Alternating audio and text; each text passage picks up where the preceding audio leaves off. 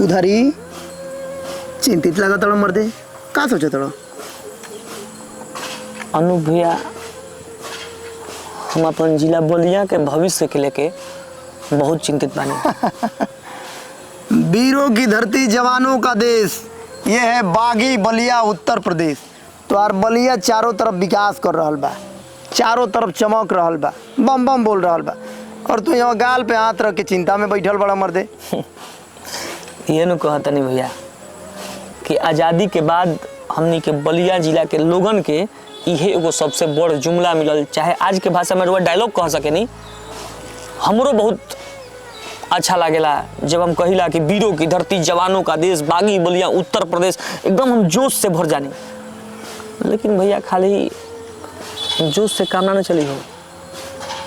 हमनी के बलिया 19 अगस्त 1942 के ही आज़ाद हो गए रहे भारत से 5 साल पहले। लेकिन विकास के मामला में भारत से आज हमनी के 50 साल पीछे बानी जा। अरे हमार भाई, साफ खोल के बताइबा तब ना समझ में आई बात का बा। कल राती के एगो घटना घट गई हमनी के जिला में। कैसन?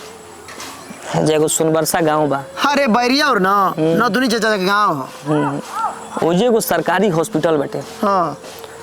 वो हॉस्पिटल में एगो औरत के डिलीवरी होके गए। हाँ भैया तो से का बताई, वो हॉस्पिटल में एगहू सरकारी स्टाफ ना रहुए। स्टाफ तो छोड़ दो, ना कोनो कंपाउंडर ना कोनो डॉक्टर हुए, सब कोई ताला मार के न्योता करे गए हुए। अरे यार तो बड़ा सोचे वाली बात बा यार। लेकिन वो कन के बलिया सदर हॉस्पिटल में लेके आ जाए चाहत रहुए। सदर हॉस्पिटल में 24 घंटा डॉक्टर उपलब्ध रहेलन, व्यवस्था निमन बा, इलाज में तनिको दिक्कतें ना होई। अब तू हे सदर हॉस्पिटल की बात करता रहो, बलिया जिला के आपन सदर हॉस्पिटल मर देता। ये नहीं कहता नहीं कि बलिया के भविष्य के लेके बड़ा हमारा चिंता बा। ये हॉस्पिटल में अगर तू जइब, तारा बुखार लागल होखी, ओकर तो इलाज हो जाई। हाँ। तार पेट झड़त होखी, ओकर तो इलाज हो जाई। हाँ। लेकिन ओकरा अलावा कौनो तार इमरजेंसी केस आ जाओ, तारा खेती जा इलाज नहीं खे।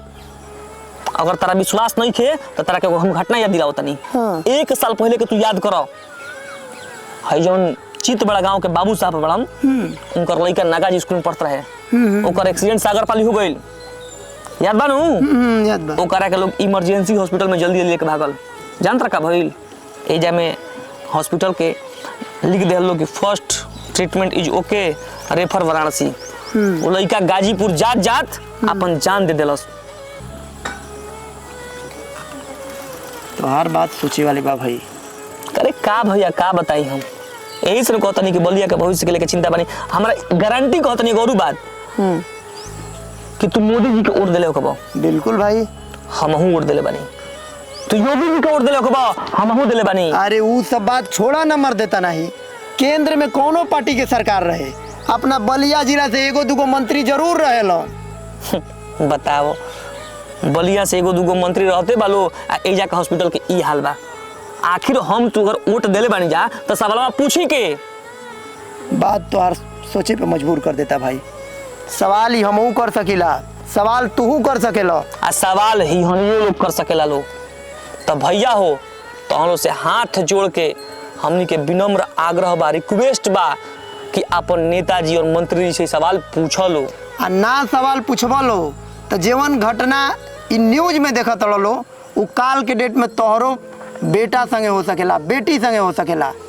तो वह सबसे रिक्वेस्ट बा कि भैया सवाल पूछी, आ ना तो ई देखे खातिर, सुने खातिर, आ हो सके तो झेले खातिर भी तैयार रही।